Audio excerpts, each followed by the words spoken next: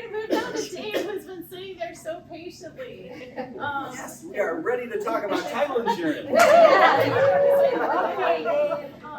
So title work is one of those things that generally most of us know very little about, and it's something you don't really think about until you're ready to buy or sell a home. So if you could talk a little bit just about what is title insurance, what do you guys do on a day-to-day basis? Like why, most people, even when I'm working with them on the sale of their home, that concept of title insurance is truly a new concept. Sure. So title insurance is a policy that's typically purchased when a house, we'll stick with houses, but it could be any kind of real estate, commercial or vacant land. But when you buy or sell a house, a policy of title insurance is purchased, usually by the seller, and it insures the buyer. Now, if you're the buyer and you have a title insurance policy, what does it protect you against or from? Well, it's kind of a defense policy.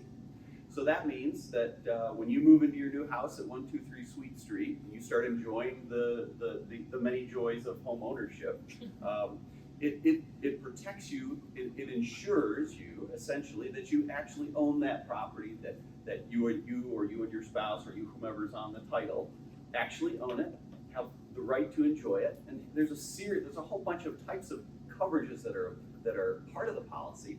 But simply put, it allows you to enjoy the home, and it protects you if you need to defend your ownership. So if somebody comes and knocks and says, my Uncle Harold left me this 14 years ago, you owe me, or I have an interest in your property, the policy will protect you against that. So it's a policy that looks backwards, which is very different than most of our concepts of insurance. Generally, we're buying insurance for something in the future.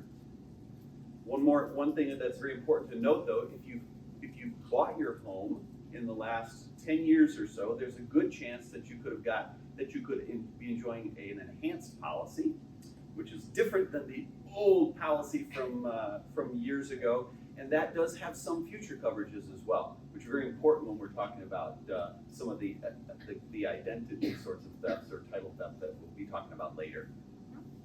Okay, so that is what we're going to move on to next. So, of course, being a realtor, I am just super passionate about that idea of, your home being your castle, your safe place.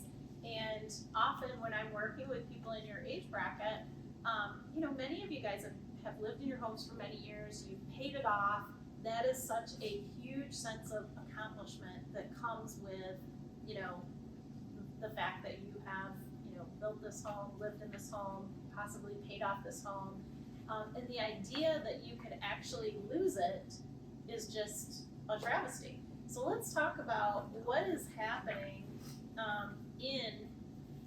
when people do get title theft, and how people are actually making that happen. What does that look like?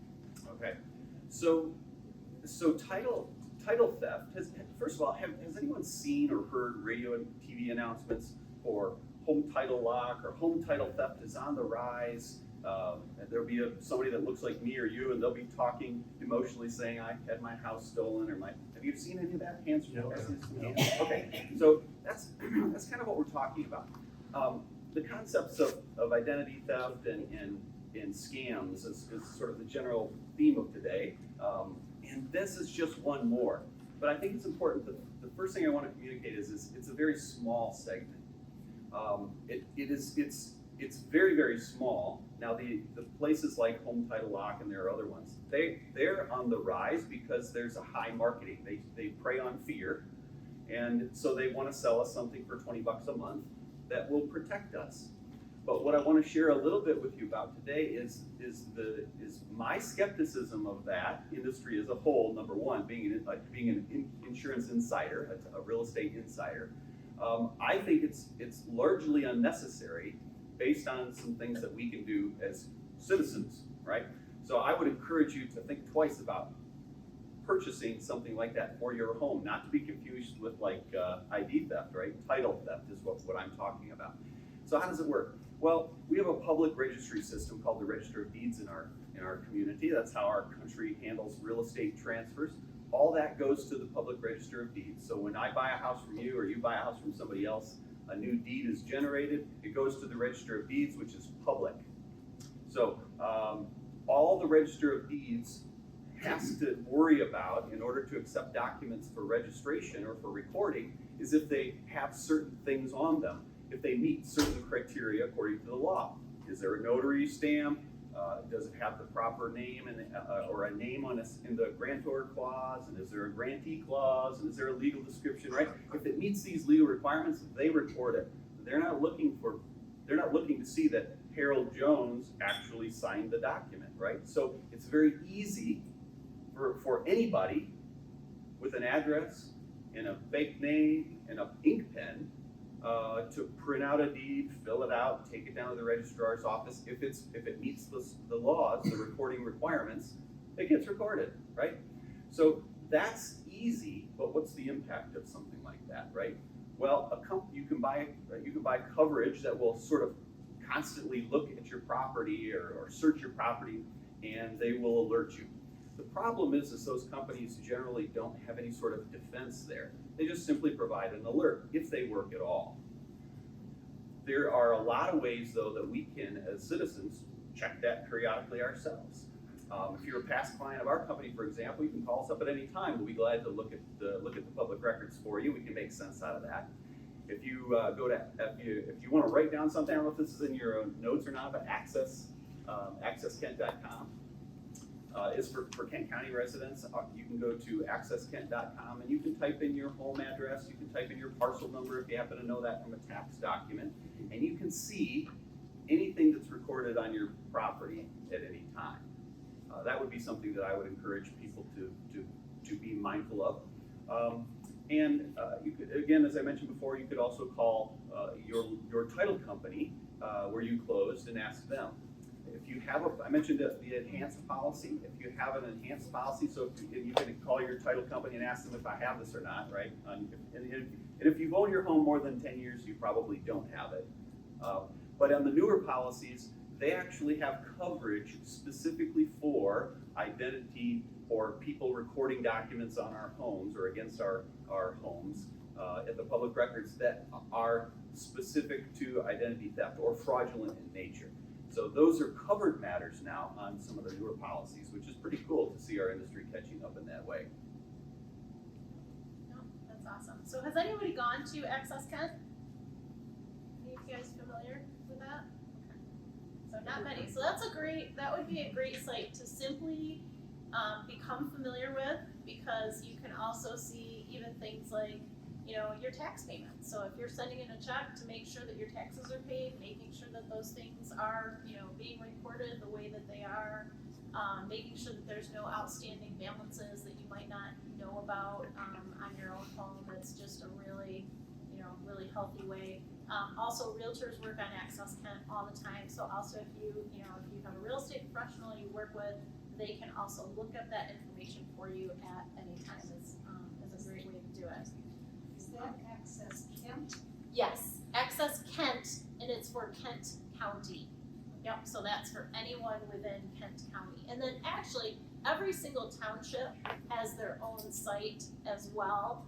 But I'm thinking that most of you will all live in Kent County, and you can get to the more specific sites through that Access Kent site. So that can be, and it'll also record things like, sales of your home, when you purchased it, the price that, you purchased it at. So do know that all of that information is public record, and anyone can pull that up, even if they're not you. So it's kind of interesting to know that you could really, find out what your neighbor's house sold for at any time if you want to. So Dave, when you have clients that are going through a transaction, how do you as title companies really protect them as we're recording these new deeds and so forth? Great question. So in our organization, we do generally a full 40-year title search. So we'll go backwards and double check what we refer to as good points of title or quality vesting deeds. So we'll look for the legitimacy of those documents from deed 1 to deed 2 to deed 3 and transfer through, and that transfers through. And so we'll examine those documents in an objective manner. We'll look and see if there's any reason challenge them or to call into question the legitimacy of those documents. And then all of our policies, in fact, in the purchase agreement that's sanctioned basically by the local real estate community, if you use a Grand Rapids realtor that's part of the local board here, you're going to use a contract that actually requires this higher quality product. It's referred to as the enhanced policy. And so buyers and sellers really are getting that contractually today, and it's protecting them not just from a quality search standpoint from the past, but also for the future as well. And it covers all types of fraudulent documents in the future, up to the value of the policy, which is what they paid for the home.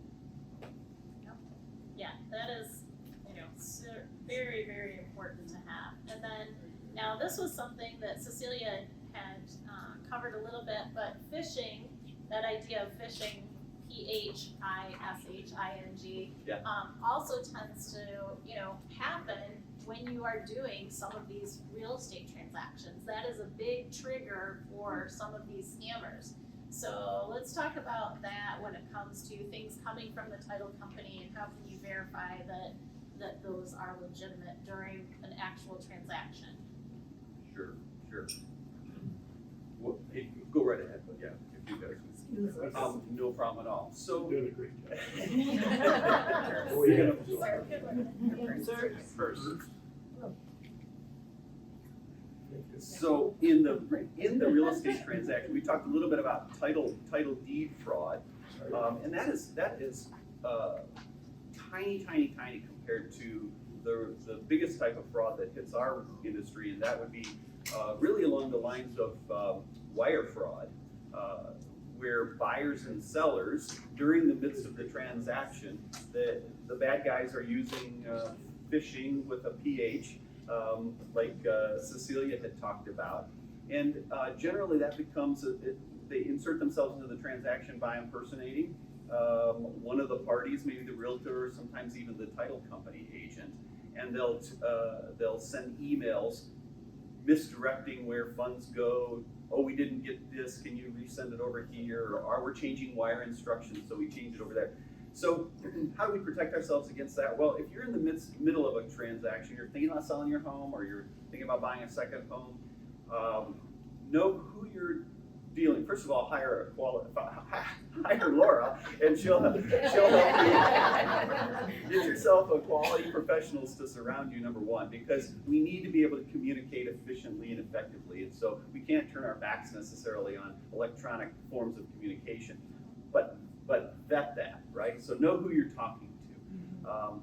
For example, if you're buying a house through Laura and somebody from a title company emails you, do what we've done today. Google it. Call. Ask Laura. Is it George from the title company? Is it this title company? Right. So we're gonna have to verify some of those types of things. But we always encourage our clients, buyers and sellers.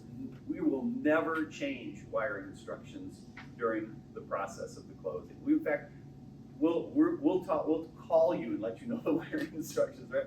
We will never do these sorts of things, and so we look for the tells of the bad guys, and we try to anticipate those things as best we can. But I would say that's certainly more problematic in as far as a scam than even like a title lock scam post-closing or title fraud post-closing. Yeah.